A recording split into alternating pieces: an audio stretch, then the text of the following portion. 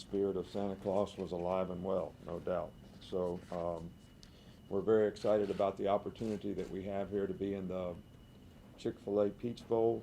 And we'd certainly like to thank all the people who work hard for this bowl game, especially Gary Stoken, who heads it all up and makes it happen, for doing a great job to host our team, as well as the city of Atlanta, which has always been a great host, for our team.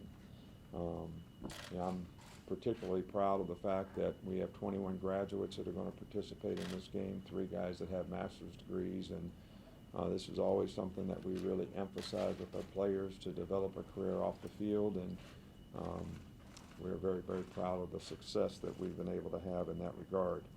We had very good practice days back in Tuscaloosa, but now it's time for everybody to refocus and recenter on the things that we can control in terms of our mindset, our intensity, our sense of urgency, of how we pay attention to detail and practice here in Atlanta, to get to where we can go out and execute against a very, very good Washington team and do the things that we need to do to have a chance to be successful. So that's going to start with us this afternoon, and hopefully our players will get right into it and we'll be ready to go. So we're looking forward to the opportunity and the challenge that our team has presented for us by having the opportunity to play in this playoff game.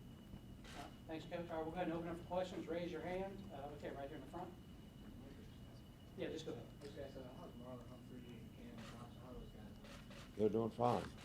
They're doing well. They practice for the most part, the whole time. So we're encouraged by the progress that they've made, the practice that they've had, and the way they're going about their work to be able to participate and do a good job in this game. Nick, this is the 3rd time for Alabama to be in the playoffs. You made the point that this is different because if you win the game, there's another game. It's like the NFL playoffs. What have you learned over the last couple of years? Does it impact your preparation at all, knowing there's another game if you win? No, I think in the playoffs you're all in. You got to go 1-0 every week, or you're out. And I think the players have to understand that we need to do the very best job that we can to win this game. If we create an opportunity for ourselves to play another game, then we've got to recenter and refocus what we need to do in that particular game. So what I've learned about this game is your mindset of, is this a bowl game or is this a playoff game? Which I think every player has to decide for himself, every coach has to decide for himself, because we are trying to create a balance for everyone in our organization, because it is a playoff game. Over here. Hey, how was Rashawn done the last couple of weeks? What have you seen from him in practice? Sorry? Hey, I said, what have you seen from Rashawn Evans? the last Sean couple Evans has done a really good job. He's been a player that's played for us a lot, and when he's played well. And I think the additional repetitions that he got back home for the 7 practices that we had certainly has improved his confidence and his ability to execute on a consistent basis. And he's always been a guy that's very aggressive, fast, good tackler, good blitzer, gives us a little extra in pass rush at times. So this is a guy that can make a real positive contribution to the team, and we're looking forward, and our expectation is he'll play very well for us. All right, please do speak up a little bit so everybody can hear your question. We'll go right here. Coach, you lost a very productive, good player, Ryan Kelly, last year. Just wondered what you've seen from Bradley this year, how consistent he's been. I think Bradley's one of the guys that, if you're going to have an unsung hero on your team, he would certainly be the guy that I would vote for, only because he had big shoes to fill, and he did a fantastic job, not only in his ability to execute at his position, but the confidence and the leadership that he provided in helping other players on the offensive line play extremely well by making the right calls and playing with confidence and focusing on what they needed to do and not worried about what they shouldn't be doing. So I think that's always important in being aggressive, and it's certainly important in being aggressive and physical in the offensive line. So I can't say enough about the good job that he's done for us all year long. Okay, David? Nick, going back to the mindset of bowl game or playoff game, what have you conveyed to like Bill Hancock and the CFB people about just a lot of the things they require from the teams this week, and have they made adjustments to accommodate those issues? Well, yeah, we've made some comments about some of the things, but I think everyone is in agreement that we're trying to create a balance, for the players in terms of them having the proper time to focus on what they need to do to go play well because of the opportunity that they've created for themselves and still have somewhat of an experience from a bowl game standpoint that would not be too intrusive in terms of what they want to try to accomplish as a team. So everybody has been open about how we can all manage this the best for the players, and I think everybody's doing the best they can to try to, make that happen for the players. Okay, right here? Going off that, with how detailed their schedule is throughout the entire week, how important is it to you talk about keep them loose, and whose job is it to keep them loose and make sure that they have time to themselves and not on that strict schedule so much?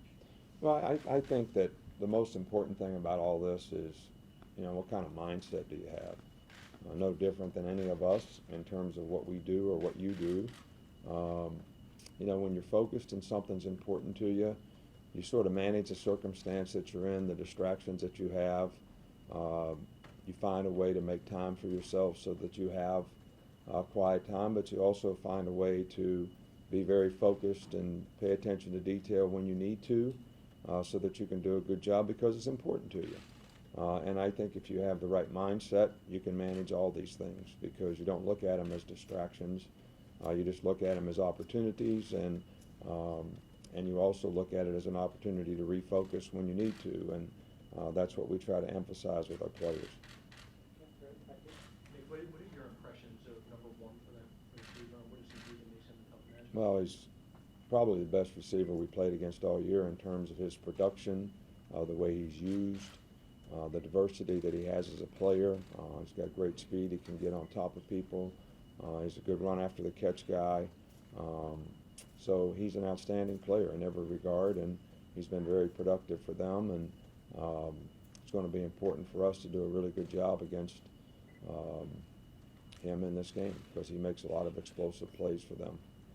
Okay, right here in the front, Coach? Nick, how would you compare, you talk about handling distractions, handling your preparation leading into this game, how would you compare this year to the last 2 years, 14, last year? Well, I guess no matter how many press conferences that we have, and I say I don't want to make comparisons, and I say I don't want to answer hypothetical questions, you all continue to ask them, which I have respect for, I understand. So, look, I can't compare this year's team to anybody because we're still in the process of trying to accomplish something here. So to me, it's how we continue to do that that's most important. I would say there was a significant difference the last 2 years in how we managed this as a team, and I think it was reflective in the way that we played in the game. And I think our players on this year's team hopefully can use that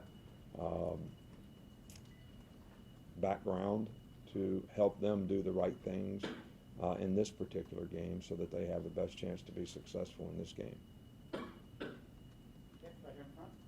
Nick, we all see how good Ruben is as a player. What is it about his personality that makes him so well liked off the field with coaches and his teammates? What role do you think that plays in his leadership ability? Well, I think to be a good leader, you obviously have to care about other people, and I think one of the things that makes Ruben a very popular guy from a personality standpoint is in a day and age when everybody's into selfies and what about me, he's a guy that is pretty interested in the relationships that he has and how he affects other people, and actually cares a lot about not just about how he does, how he plays, but also assumes the role of leadership and how he affects other people, and that comes to a large degree in how much you care about others, and I think that's one of the reasons that he's a very popular guy. He's got a great personality. I think a lot of people are attracted to him because of that, but I also think he's very caring in terms of what he's willing to do to help someone else. Okay, right here. With Jalen having gone through the bowl preparation last year, does that help him not like be distracted by the bright lights of the big stage, do you think, this year? I can't really answer that. I mean, you probably have to ask him that. As an incoming mid-semester player, he was allowed to practice with us in Tuscaloosa, but he didn't really go to the game and was not allowed to, practice when we got to the championship site. So I think probably more importantly, Jalen is going to be affected by the experience that he's gained, throughout this season and playing against some very good competition in some very difficult places to play, and the maturity that he's gained from that and the confidence that he's gained from that, I would think, are things that are going to be much more beneficial to how he handles the situation in being in this game. Okay, Dan? Nick, how much of what Washington does scheme-wise lends itself to their turnover margin being what it is? Well, I don't think that their scheme on offense, they're certainly not conservative in any way, shape, or form. They've got great balance on offense. They are not conservative at all when it comes to taking shots, running trick plays. I think their turnover margin comes because they take great care of the football when they have it on offense, and their defense does a great job of reacting to the ball and ball hawking on defense. And the combination of those two things have put them in the position that they're in relative to their turnover margin. All right, time for just a few more. We'll go right here next. Kind of almost going back to that question about Jalen, is it easier to coach players that have been there before because they're, experienced with everything in the playoff, or is it easier to coach maybe a player that hasn't been there because maybe the complacency doesn't sit there or anything like that? Well, I think you're making assumptions either way. Just because a player's been there before doesn't mean that he's going to be complacent about being there again. And just because a player has not been there doesn't mean that he's not going to be focused in the right way in terms of what he needs to do to play well in this particular game. What we don't want to try to create with any player is think you got to be something that you're not. You got here because of who you are, the way you played, and the way you've competed. So you don't have to create a bunch of anxiety about thinking that you need to play better than you've ever played. And you don't need to be complacent or overly relaxed about, I'm not going to let this situation affect me. You got to be yourself, and you got to go out and compete in the game. The field's going to be 53 yards wide and 100 yards deep. I don't think they're changing any of that. They're not changing the markings on the field. What you have to do to execute well, whether it's block properly, tackle properly, catch the ball, throw the ball, those things really aren't going to change relative to the fact that you're in a playoff game, a bowl game, playing the first game of the season, or trying to finish the season so you have an opportunity to play in the SEC championship game. So, and I think it's important that players understand that.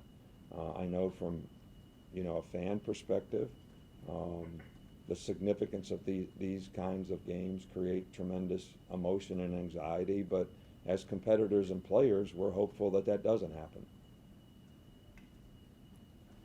I know this is kind of a different kind of question, but how, using like defensive line and big guys in the backfield and goal line situations, how is that kind of involved? Is that just something not everybody has a 250-pound fullback anymore on the roster? Well, we don't have one. So we have historically, way back to Cody or whoever it's been, created an opportunity or situation where we have a bigger athletic guy that can be a good lead blocker. That gives us a little better chance to create movement, when you need a yard or so. and the two guys that we've used this year have done a really good job for us. So if it can create an advantage, it's something that I think we need to do, because we don't have, when you play spread style, you don't have as many tight ends, you don't have a fullback, you don't have as many role players that fit those types of roles. So when you can manufacture those from other positions, I think it's very helpful. All right, last question, over here, yep. Nick, what have you seen on tape from Washington secondary, and just overall, how talented of a group is that? Well, they're very good. You know, they got length at corner. They're very good cover guys. I think the scheme that they play, they don't make a lot of mistakes. They're sort of a little bit Seattle Seahawk-like in the fact that we're going to do what we do, and we're going to do it really, really well. They do a great job of executing the things that they play. They do a great job of breaking on the ball, reading the quarterback's eyes, and that's why they have made a lot of plays on the ball, in my opinion. And you know, they tackle well, they run support well, and they execute what they do extremely well. So, and I think that's what makes them a very effective unit.